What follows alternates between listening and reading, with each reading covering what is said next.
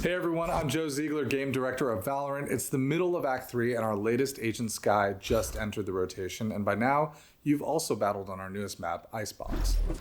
Even with all our teams still working from home, we've been updating VALORANT at an insane pace since launch, all to make sure the hours you put into VALORANT are worth it. This is why getting a 5th map to you earlier than expected was so important to us. Maybe it placed us off cadence, but we needed to meet your legitimate demands for more gameplay variety outside of just new agents. So the maps team and others busted their ass to get Icebox out nearly 3 months early. As a side benefit, we'll also get to see Icebox played by VALORANT pros during the first strike event in December. We've also heard and read your questions about our long-term plans for maps. I know we've previously said that we release a new map at the start of every episode, so you probably want to know what happens now that Icebox cut the line. I'm going to spend the next few minutes to answer most of your recent map questions, like our long-term goals for VALORANT maps, thoughts on the trade-off between map utility and map design, as well as how we want to get you more maps as soon as we can. I think everyone's biggest request has been, how do we get more maps? So I'm just going to start there and work backward.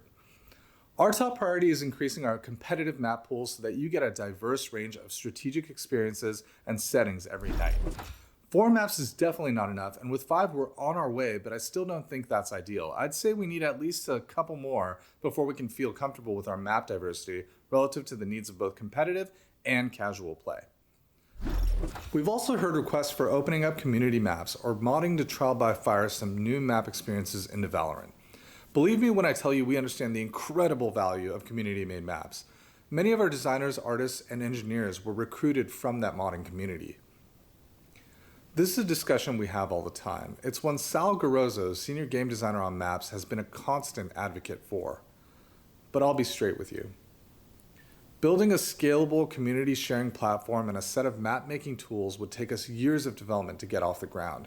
Not to mention a different team and even more time spent supporting it in the long term. When we weighed that against other content we could make, with the team we already have, the choice was pretty clear to focus on content. We want each new map we introduce to be fully supported and integrated within the VALORANT ecosystem. A new map should feel grounded in the IP, and we need to have the ability to make balance changes or address exploits as we see them. Fine-tuning a map for competitive play is a long, complicated process. This is why we're investing all of our resources into what we know we can do, making maps. So let's talk about these new maps.